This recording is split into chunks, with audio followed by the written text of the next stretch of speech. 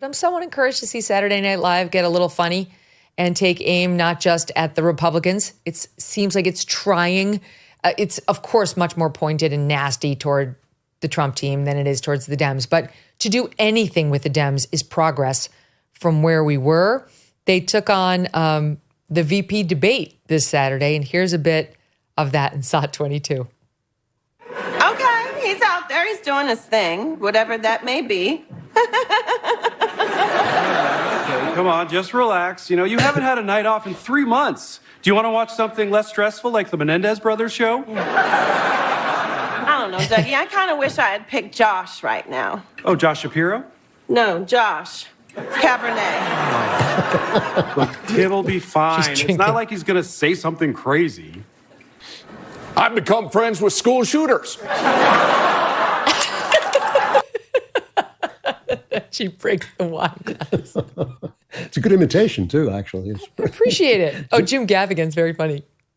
It's nice. You know, it is nice to see because the fact that they have actually stopped making fun of one side. First of all, I think it's terrible for the country that there is no comedian on mainstream TV, on late night TV, making fun of the left. You know, everybody can laugh at himself if you're also laughing at the other guy. But if they're only attacking you night after night, you're going to turn them off and you're going to get angry. And it's just loud. Stephen Colbert is bad for the country. It is bad medicine to have some guy who's just promoting left-wing ideas and left-wing people and then constantly attacking anybody who thinks that Donald Trump is worthwhile. It actually is bad for the country. So it's really nice on that sense to see them laughing at the other side a little bit. But also the other side is funnier than we are. I mean, they are just more incompetent. They lie more. They're so comfortable in their cocoon of the press that they actually do expose themselves a lot more than we do. We have to be a lot more careful. Some of the stuff that you opened the show with when you were talking about the mistakes that Republicans make,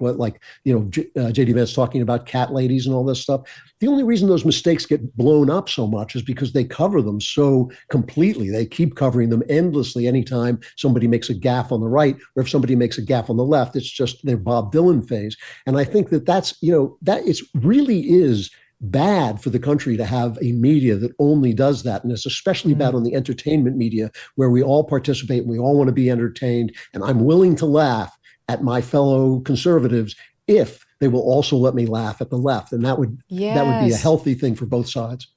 Exactly. It's like all the fact checkers after that VP debate, fact checking Tim Walz on his lies about Minnesota laws, just keep saying needs context. The fact checks that are needs context. And then they just repeat exactly what the accusations against him were and as true. But like you've added no context. What you've done is you've fact checked him as telling a lie without admitting that you just caught him in a lie. Here's a little bit more from SNL with, quote, Tim Walz and, quote, President Biden. Claimed you were in Hong Kong during the 1989 Tiananmen Square massacre when you were home in Minnesota. Can you explain that? So I think what happened is I went to Epcot. You can go around the whole world, and I had a couple in the Germany section, and I thought I went to China. Anyway, I'm a knucklehead. You've been watching this guy? Come on, Walz. What's wrong with that guy? He's crazy. Get your facts straight, Jack. You gotta hit him with a no joke. Here's the deal. Let me be clear. You know, Nora, it's rich to say that Donald Trump is a threat to democracy when he peacefully gave over power. We said no fact-checking. And willingly, don't check that, got on his plane without incident, right after saving Obamacare, don't check that.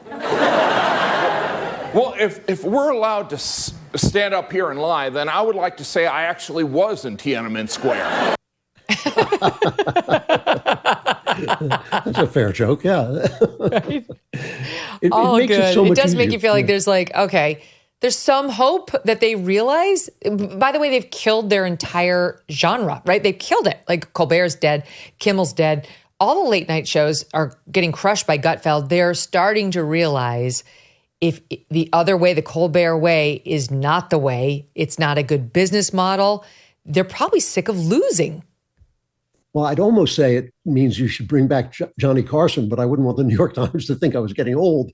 I think that was an actual thing. My father was a comedian. He had a big radio show in New York, and he would always hit one side and then the other side, even though he was a staunch left-winger. Johnny Carson did the same thing. He was a staunch Democrat his whole life, but he always had a joke for the right and a joke for the left. And it's healthy. It's a healthy thing to do, especially when you have what is essentially a town square like network television, where people are gathered together of all different kinds and persuasions. And it's just bad. It really does strike me, when I see Colbert, and you have to hope ultimately it's bad for their business model, because what happens is the more you serve the left, the more you have to serve the left, right? The New York Times can't even run an op-ed that's slightly to the right because their readership is now so entirely left-wing that they will be offended to hear an opposing opinion. So once you start doing that, once you start slanting it, it kind of builds on itself until finally that's your whole audience. And now you've got audience capture. You're stuck playing to that audience again and again.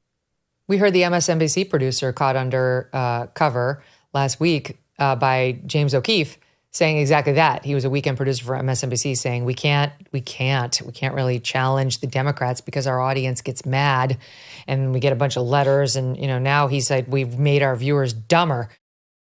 4 years of crushing interest rates, runaway inflation, and reckless government spending. And who is paying the price? You are. You might have bills stacking up, debt collectors on your back, and you might be barely able to keep food on the table. Done with Debt can be a way out. They have developed new aggressive strategies designed to get you out of debt permanently without bankruptcy or loans. Done with Debt stands between you and your bill collectors.